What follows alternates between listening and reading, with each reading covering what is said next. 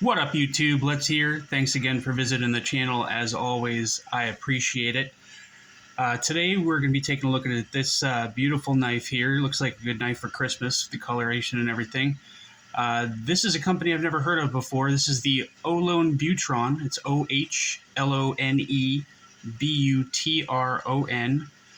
Butron.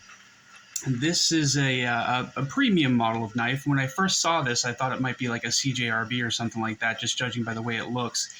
But once I looked up the company and everything, I found out that they have a couple of models that they sell, and they're definitely more higher end than CJRBs are for sure. First thing, look at measurements on this guy. This knife overall is 7.5 inches with a 3.25 inch blade and a 4.25 inch handle. And the cutting edge on this is just in between 3 inches and 3.25. For size comparison, compared to the Rat Model 1, you can see that the Rat is just a little bit bigger. And for the Rat 2, you can see that the Rat 2 is just a little bit smaller than this guy. Compared to the 8020S, you can see that the 20S is just a little bit bigger than this guy. And the 20.5 is going to be just about the same size. Bring in the SPYDERCOs. Compared to the PM2. PM2 obviously is going to be a little bit bigger, and the Para 3 is just going to be a hair smaller, maybe about the same size. When you look at the thickness on this guy compared to the Para 3, this guy is going to be just a little bit thicker. Length and height for the Para 3 and the Para 2.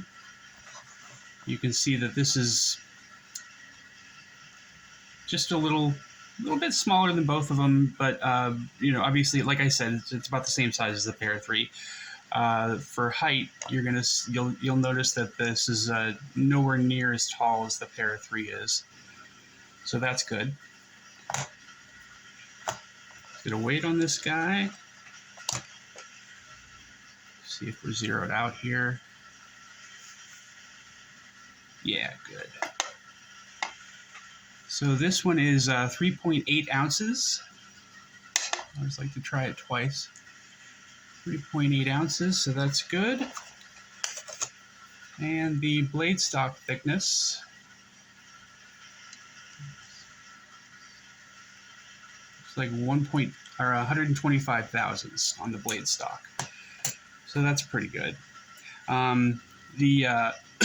Excuse me.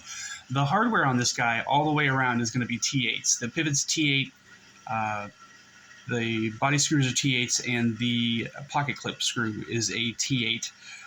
The pivot itself is running on bearings. The blade here is 20 CV, and there's no billboarding on this blade at all. It's a beautiful blade. The only thing written on the blade here is the blade steel, which is, like I said, 20 CV. It's got I wouldn't say a full flat grind. It's got a little bit left up there at the top, and it's got a flat which carries about 70% of the blade. It is I don't know if I want to say that this is a drop point blade or a spear point blade, kind of in between both, I'd say. But I think that's more of a drop point. I could be wrong. I don't want to make anybody mad with getting the blade profile wrong. The scales, as you can see, are G10. They're kind of a polished G10, or maybe sanded down. I don't know, but I've never seen G10 quite this smooth before. But it's very nice. The fit and finish on this knife is fantastic. I can't find any areas where there's gaps or open spaces or anything like that that shouldn't be there. As far as I can tell, this knife is perfectly well put together.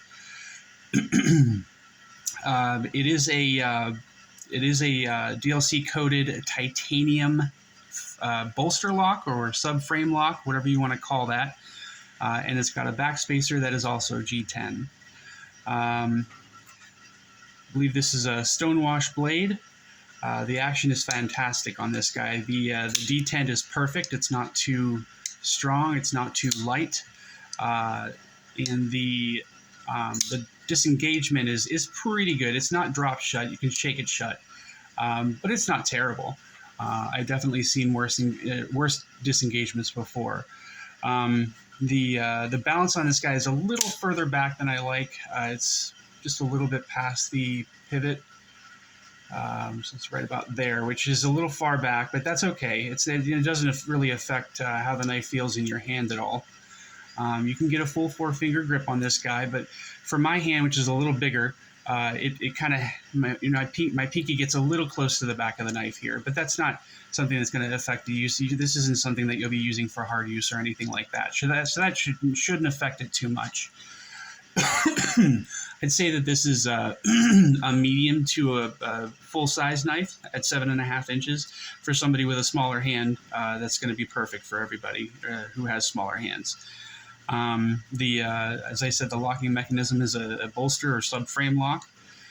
This guy comes in at about $265, and I feel like the price is a case-by-case basis. Everybody's going to have reservations or have no problem paying a certain amount for depending on what they're looking for.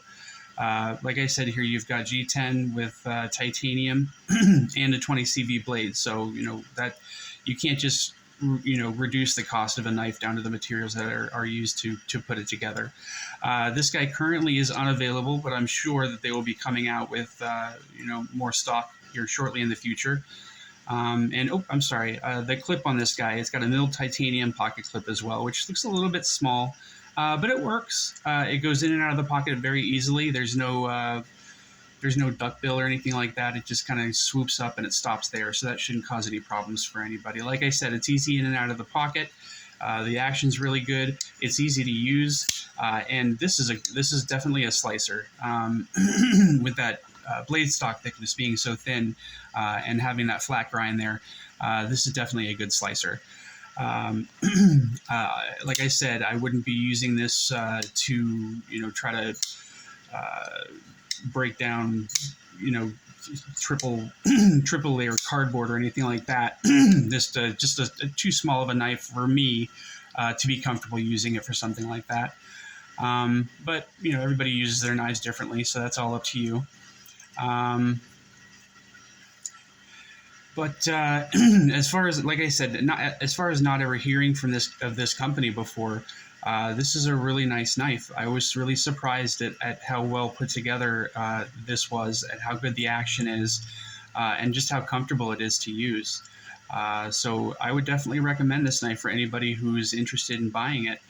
I don't know if there's anything else I can tell you about this guy right now, but I've got a few more knives to do today, which I'm going to try to get out, so hopefully you guys will enjoy those. And if you did enjoy the video, please like and subscribe. I'd really appreciate that. Stay up, y'all. Take it easy. Bye.